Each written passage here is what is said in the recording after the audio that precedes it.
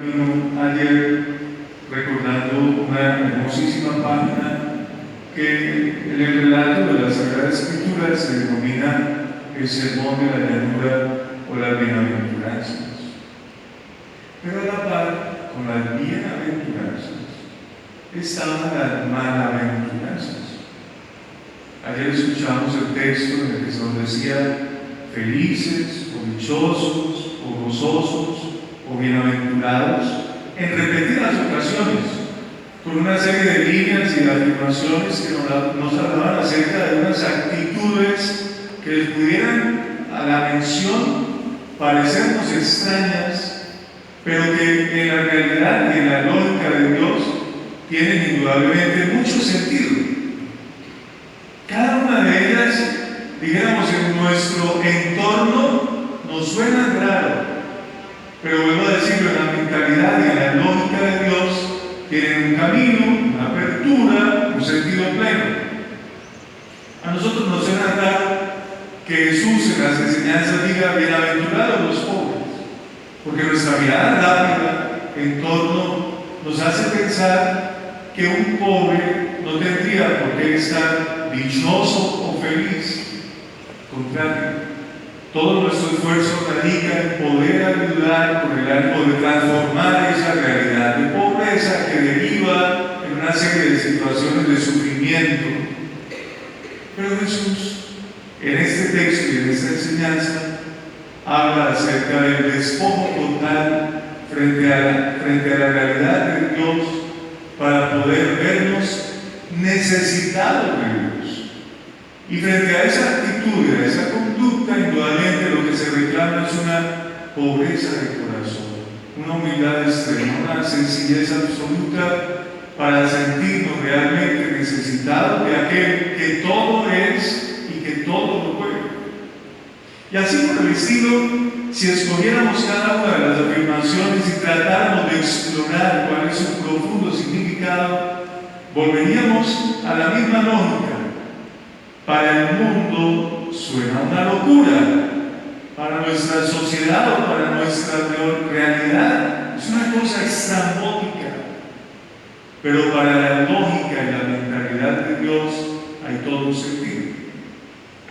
Bienaventurados los pobres, bienaventurados los que ahora tienen hambre, bienaventurados los que ahora lloran, bienaventurados cuando los odien los demás. Y, decíamos en ese momento, acompañando a esas bienaventuranzas, venían las malaventuranzas. Ay de ustedes, los que ahora se sienten saciados. Ay de los que ahora ríen. Ay, si todo el mundo habla bien de ustedes. Ay de ustedes los ricos. Así que esa visión que nos mostraba el Evangelio nos da pie para poder serenar nuestra mente y nuestro corazón, para poder revisar nuestra realidad de vida, para poder interrogarnos acerca de nuestra relación con Dios, para poder comprometernos con el ánimo de que la transformación de nuestra existencia no sea una mera ilusión, sino ya una realidad. O sea, queremos ser buenos, pero no hacemos nada para hacerlo. Queremos cambiar para ser mejores, pero no damos ni siquiera un paso en la línea de poder cambiar. A veces todo se nos queda en ilusión, a veces todo se nos queda en un buen propósito, a veces en un mero deseo, pero realmente no hacemos nada para que las situaciones o las realidades puedan ir transformándonos. El Señor sí nos quiere mejores, pero no podemos permanecer de brazos cruzados creyendo y esperando que el Señor tiene, además de su intención y su deseo, que empujarnos para ir cambiando nuestra vida. Indudablemente, esto es de parte en parte, y lo que se requiere es una actitud, una fuerza de voluntad, una clara conciencia para ir haciendo ese cambio.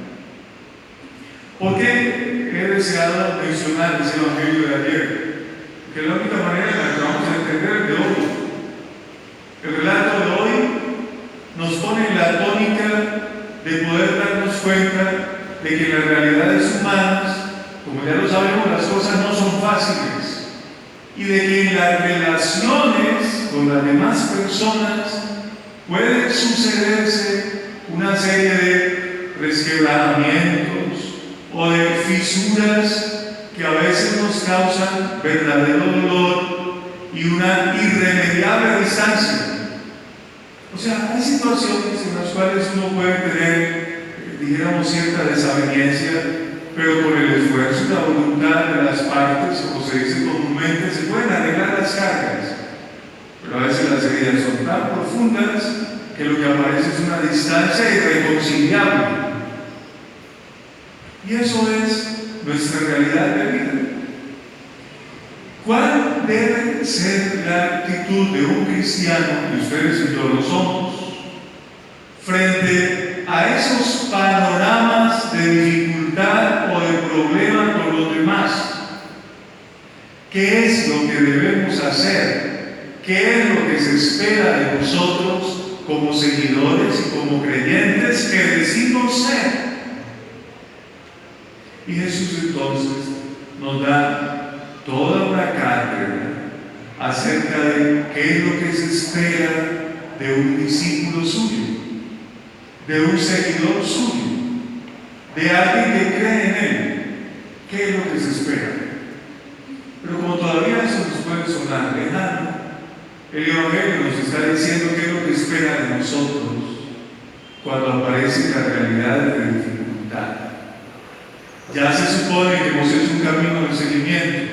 Se supone, además, que algo hemos aprendido de parte de Jesús siguiendo. ¿Cómo está la puesta en práctica de eso que le escuchamos tanto y de eso que va calando en nuestro corazón? Por eso Jesús nos dice: a ustedes que me escuchan, les digo. Y empieza a hacer un giro brusco para poder darnos esos sacudones que a veces la palabra nos ocasiona, con el ánimo de poder plantarnos en actitud para no dejarnos enredar y saber cuál debe ser nuestro actuar. Y el primer sacudón es: amen a sus enemigos. O sea, no con todo el mundo se la van a llevar bien. Alguien que a lo mejor fue amigo, ahora ya no lo será. Pero aún así, aun cuando esa situación se ve, ocurre que no le está permitido al cristiano todo, sino que lo que se espera del cristiano frente a alguien con que ya no se la lleva bien, no es que le cause daño ni que le desee el mal, sino que como cristiano haya una actitud que le identifique. ¿Y quién lo creyera? La actitud plena, máxima del cristiano frente a todos: el amor. Amamos a los que nos caen bien, amamos a los que no son significativos, amamos a aquellos que indudablemente representan para nosotros. Pues Jesús nos está diciendo: amen a sus enemigos. Y eso ya es un contraste y nos crea una confrontación para poder indagar acerca de cómo estamos. Amen a sus enemigos, hagan el bien a los que los odian, bendigan a los que los maldicen, oren por los que los calumnian. Voy a hacer la lectura del libro, pero al revés. Vamos a tener gente que es enemiga nuestra. Vamos a tener gente que nos odia. Vamos a tener gente que nos maldice. Vamos a tener gente que nos calumnia. ¿Qué es lo que debemos hacer frente a ellos? Amarles y ocasionarles el bien. Amén. Oren, hagan el bien, bendigan. Aquí hemos dicho muchas veces, cuando el Evangelio va situándonos en esa línea, San Pablo tiene una máxima frente a esa realidad: no devuelvan mal por mal. Al contrario, el cristiano debe devolver bien por mal. ¿Nos cuesta? Claro que nos cuesta, no somos de palo. Pero ahí está el mérito Y la base sobre la cual podemos encontrar la fuerza necesaria está en el Señor, que decimos amar, que decimos creer, y que indudablemente debe inspirar nuestro camino continuamente. Y Jesús va mucho más allá, digamos, remachando esas 4 realidades de las cuales nos ha hablado para poder entrar en detalle acerca de la actitud del cristiano. Si alguien te pide, dale más de lo que te pide. Aquel que de una forma u otra intenta poder acercarse a ti para buscar tu ayuda, no le rehuyas, no te escondas, aun cuando sepas que eso que das jamás lo vas a recuperar. Y seguirá, digámoslo así, teniendo una serie de ejemplos con casos concretos, todos ellos con un común denominador: hacer el bien, obrar derivando en el amor que debe inundar el corazón del creyente.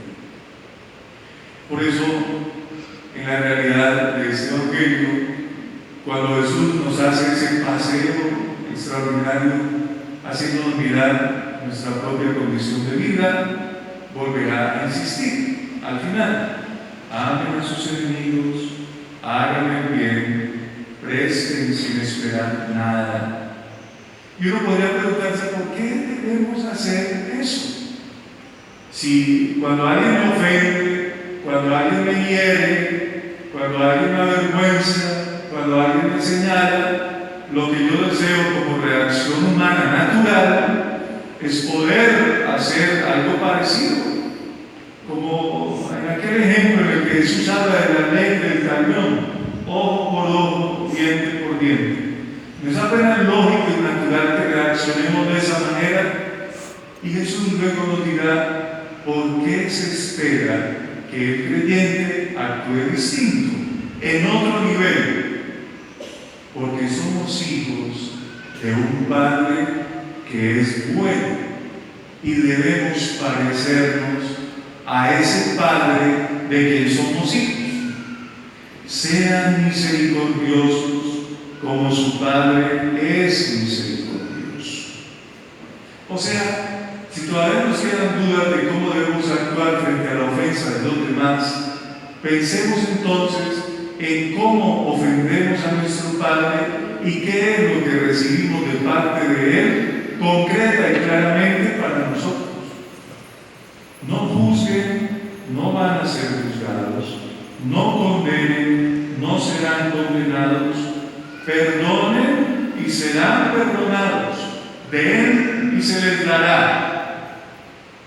¿Por qué responder al mal con el bien? Porque somos hijos de un Padre misericordioso, de quien solo recibimos amor y bondad. ¿Fácil o difícil?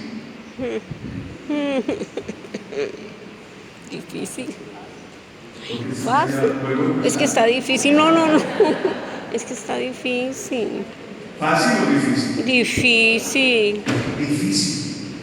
Muy difícil.